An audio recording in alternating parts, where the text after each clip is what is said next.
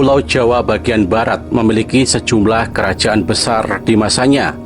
Tercatat selain kerajaan Sunda, sesepuhnya tentu kerajaan Tarumanegara yang menjadi cikal bakal dari kerajaan Sunda.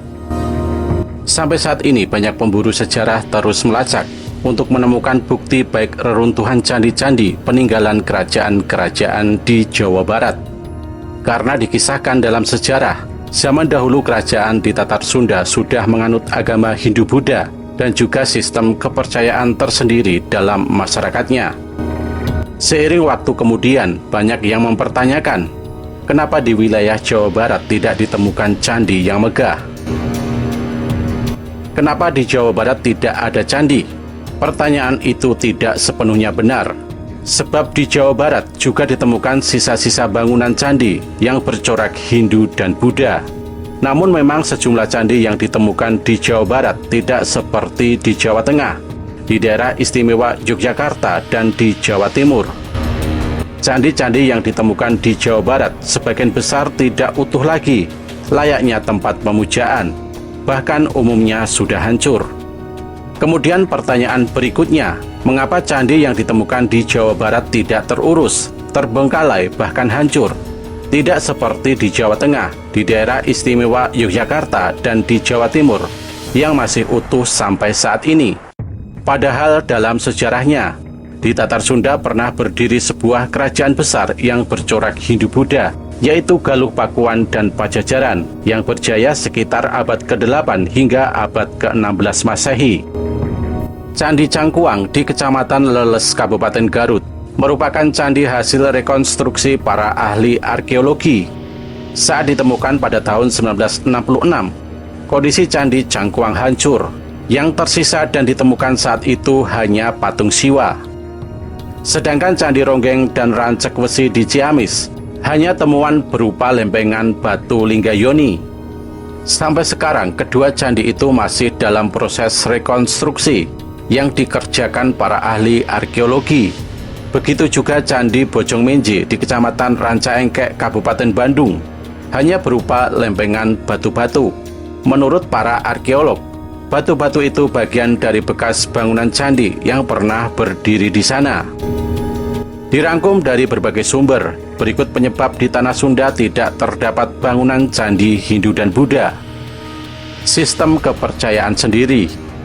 Terdapat dua alasan logis mengapa masyarakat Sunda kuno tidak mengenal bangunan candi sebagai tempat pemujaan, walaupun masyarakat Sunda zaman dulu selama berabad-abad berada dalam kekuasaan kerajaan yang bercorak Hindu dan Buddha.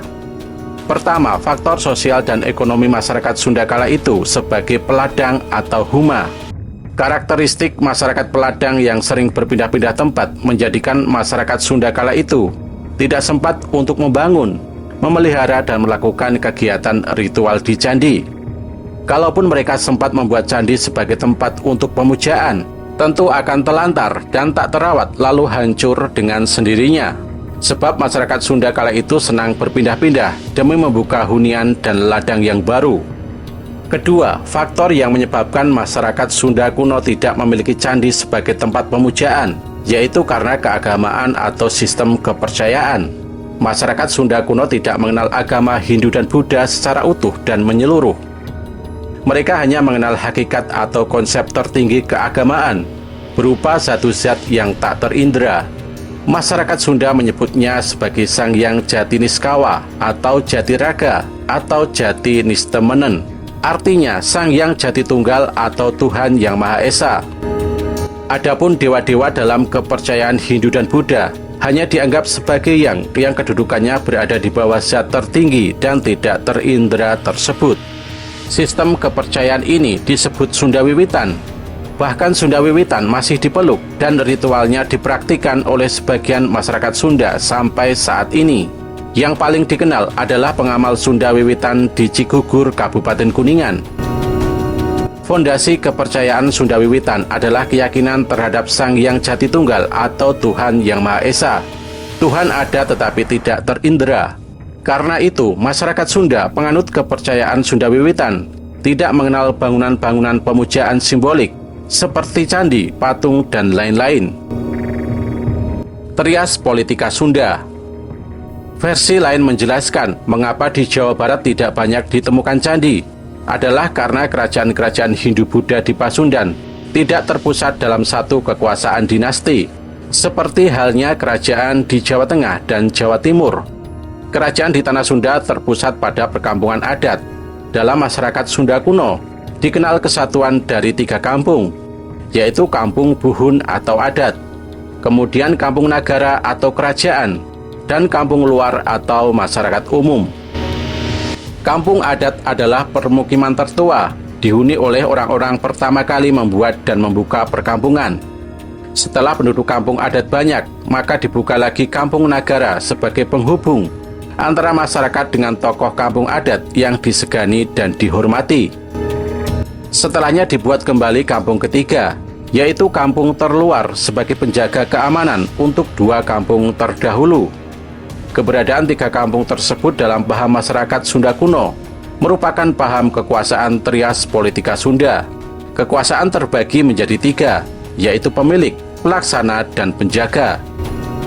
Pemilik kekuasaan adalah tokoh-tokoh kampung adat. Pelaksana kekuasaan adalah pemimpin di Kampung Nagara, sedangkan penjaga kekuasaan adalah pemimpin di Kampung Terluar. Pada masa Kerajaan Sunda, pemilik kekuasaan adalah Raja Sunda, sedangkan pelaksana kekuasaan adalah putra-putra atau keluarga raja yang memerintah wilayah-wilayah kekuasaannya. Sementara kekuasaan untuk memelihara kekuasaan raja ada di tangan masyarakat penjaga wilayah kerajaan. Biasanya wilayah penjaga kekuasaan adalah pesisir dan perbukitan. Namun yang menarik, sebelum di Tatar Sunda terdapat kerajaan bercorak Hindu-Buddha, seperti Kerajaan Galuh Pakuan dan Pajajaran. Orang Sunda sudah memiliki kampung suci tersendiri yang disebut Kabuyutan. Kabuyutan adalah satu tempat khusus yang tidak dikunjungi oleh sembarang orang, sebab Kabuyutan dianggap keramat dan terisolasi dari hunian manusia. Dalam masa sekarang, Kabuyutan itu sebagai tempat peziarahan, yang di dalamnya terdapat juru kunci atau kuncen, sebagai pemegang kekuasaan wilayah tersebut. Dalam Kabuyutan itu terdapat makam pendiri kampung atau panda. Sedangkan saat Islam masuk ke Tanah Sunda, di dalam Kabuyutan terdapat makam tokoh agama penyebar Islam di kala itu.